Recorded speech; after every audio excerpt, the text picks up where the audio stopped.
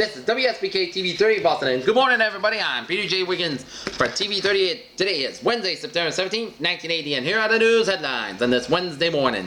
Humberto Cardinal Madeiro's controversial letter appeared to have had little or no effect yesterday on most voters in the 4th and 5th congressional districts, according to random interviews conducted by the Globe reporters with more than 100 voters leaving the polls. However, a majority of voters interviewed in both districts felt strongly opposed to the church's attempt to influence their vote.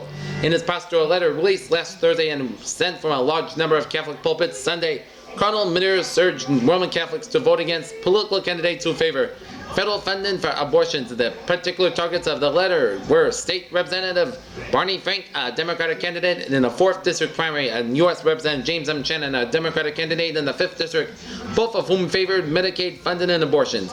Last night, the Reverend A. Paul White, executive editor of the Pilot, the official newspaper of the Archdiocese, in which the Cardinal's letter was published last Friday, said, "A number of people misunderstood what the Cardinal was doing. We believe that abortion is a moral issue, not a political issue.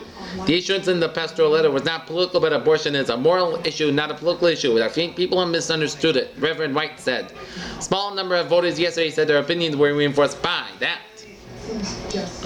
Massachusetts voters yesterday disregarded the Catholic Church reputation for abortion candidates nominating Barney Frank and U.S. Representative James Shannon in the 4th and 5th congressional districts over their anti-abortion opponents. And the 4th final returns gave the pro-choice Frank a 53% to 47% victory over Waltham Mayor Arthur Clark, due in large part a heavy vote for Frank and Liberal Brookline and Newton. With most of the votes counted, Shannon handily won the Democratic nomination for a second term over Robert F. Hayden in the 5th District, with Hayden capturing his hometown of Lowell by a modest margin.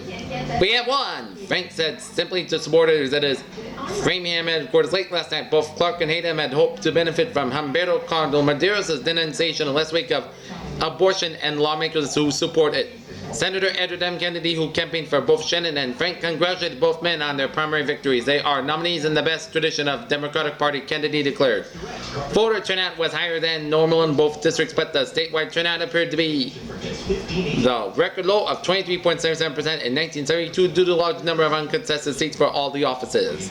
The congressional challengers of a cliff angle last night wins in the North Shore 6th District when two-time Republican nominee and new red conservative Wilhelmie Brennan and Wilhelmie Bronson was nominated but narrowly defeated by moderate conservative Thomas H. Tremarco Beverly. Tremarco, with his name, urban-based, and more pragmatic view of government than Bronson, hopes to win the seat in November from incumbent Democratic Nicholas Malvoldes, who recently won nomination and renomination in his own party. In southeastern Massachusetts' 10th District, voters gave Senator Robert E. McCarthy, state senator, the Democratic congressional nomination by a wide margin over Fall River City Councilman M. Earl Gaudette. Age and length of a service and apparent meant little to voters in Massachusetts legislature primary yesterday. Voters in Boston turned out office by the Representative Michael Paul Feeney, Democrat of Hyde Park, the dean of the House in which he first served the same year Germany invaded Poland, 1939. In Lawrence, voters retired Senator William X. Wall, the oldest member of the legislature at the age of 76, whose idea as a service to constituents which included returning items purchased at Filene's basement. In Brighton, Democratic primary voters ended a 15-year legislature career of Representative John F. Miller, 65. Western Massachusetts voters also opted for youth. Senator Stanley J. Zerard, Democrat of Springfield, first elected to the Senate 24 years ago, was beaten by Martin T. Wiley. In several upsets around the state, voters favored challengers barely half the age of the longtime incumbents. The victor over Wall was a 38-year-old attorney, Patricia McGovern. In Hyde Park, 37-year-old attorney Angela M. Skaki was the easy victor over Feeney 2 years ago. Feeney beat Skaki by just 9 votes. Edward F. Hanbury Jr. took a solid lead last night at 8-man Democratic primary contest to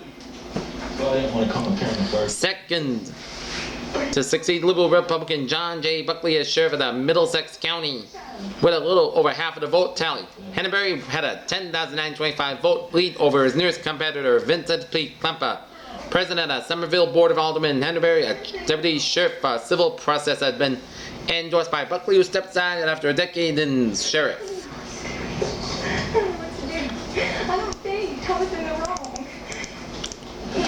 Massachusetts voters once again claimed their reputation for independence yesterday, showing their little respect for their new right to advise to their political leaders, the newly political Roman Catholic Church, or even their elders. The dean of the state legislature, Hyde Park, Representative Michael Paul Feeney, was retired by former Representative Angel Scatia. And the oldest member of the state senate, William X. Wall, lost to Patricia McGovern and Lawrence Flair, half his age. For Feeney, the vote put an end to the House career that had touched 6 decades, started in 1939. Feeney was already in his second term when Scatia was born. Other veteran legislatures, including Representative John F. Melia of Brighton, was also defeated. Overall, it was one of the worst days for the political elders since the seniority system was thrown out of Congress. Boston Mayor Kevin M. White had an interest in half a dozen legislature races and lost all but one. The most heated contest involving the White machine ended in an embarrassing landslide by Representative Thomas Finneran of Dorchester Laurel Mills over James Kelly, a city employee on leave of absence. Ironically, the one winner with City Hall support was veteran Jam and Make Complaint Representative James J. Craven, and his victory demonstrated voter independence of sort of as well. Craven's constituents apparently thought other issues preceded the fact that was the first legislature found by the State Ethics Commission to have violated the state conflict of interest law. In Seoul, Kim Dae-jung, the South Korea's most political politician, which was popular, was sentenced to death today on a military tribunal on charges of collaborating with North Korea and instigating mass demonstrations revolt in May. Relatives of 23 other descendant leaders and also was on trial began singing the Korean national anthem and chanting in the courtroom with heavily guarded defense ministry as soon as Army Major General Mun Ting-sing read the sentence. Kim himself remained motionless but smiled at 2 U.S. State Department observers as he was led out of the courtroom. Minutes later, the wife of the Reverend Moo Il-kwan led the demonstration in the courtroom before guards removed her and other relatives. Her husband, a close ally of Kim, was sentenced to 20 years. The court meted out sentences ranging from 2.5 to 20 years for the other defendants. Korea University professor Lee Mun-young, who was charged that he was tortured during an interrogation after his arrest, received 20 years. The sentencing climaxed a legal process that began with the arrest of Kim and most of the others on May 17th, when the government responded to mass student demonstration in Seoul and other major cities by expanding the martial law initially instituted about the assassination of President Park Chung-hee. Nearly a year ago, Kim, 54, received 46% of the votes in Korea's last direct presidential election against Park in 1991. The next year, Park won Friday. Constitution provided an indirect election by hand-picked members of a unification conference. Kim himself went on a worldwide speaking tour and was in Japan in July 1993 when agents of the Korean Central Intelligence Agency kidnapped him from his hotel room and spirited him back to Korea on a speedboat. London, the Iranian Majlis postponed debate yesterday on the American hostages, and a raucous session voted to select the committee to deal with the fate of the 52 Americans.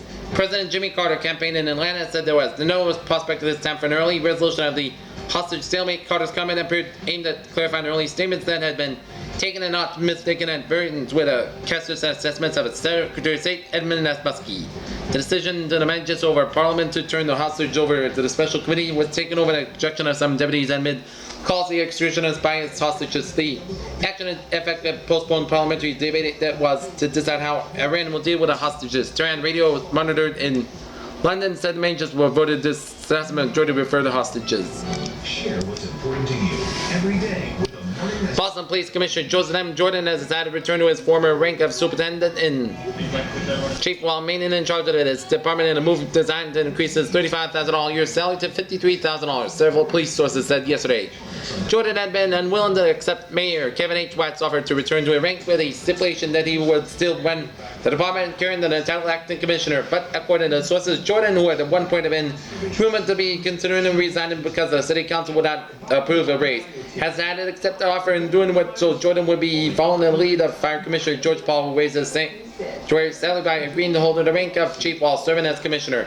Jordan declined to comment yesterday on the report. The disclosure of Jordan's decision came as police officials announced that they would hold a press conference Tuesday, presumably to announce the beginning of a long-awaited reorganization of 25 member department of police officials, including Jordan, and Fuse yesterday to discuss any details of the plan. Sources said the promotion of at least 7 officers will form the new nucleus of the department's new command staff would be announced any marking the start of the reorganization. At the same time, new roles for Superintendent John Doyle and Superintendent Edward F. Connolly, the two of the department's highest ranking officers, are expected to be detailed. The 2 officers, sources said, will be assuming the new command positions as part of the program to improve police coverage throughout the city. Additionally, the demotion of 7 other ranking officers who are now serving the command staff also expected announced today. For the weather, some rain, 70-75 degrees. Thursday, partial cooling, 70 degrees. Right now, Boston at approaching 10 o'clock hour, 68 degrees. That's me, TV38 News. I'm Pierce, and have a good day. I'll see you later. Bye-bye, buddy. This is WSBK-TV Channel 38, Boston.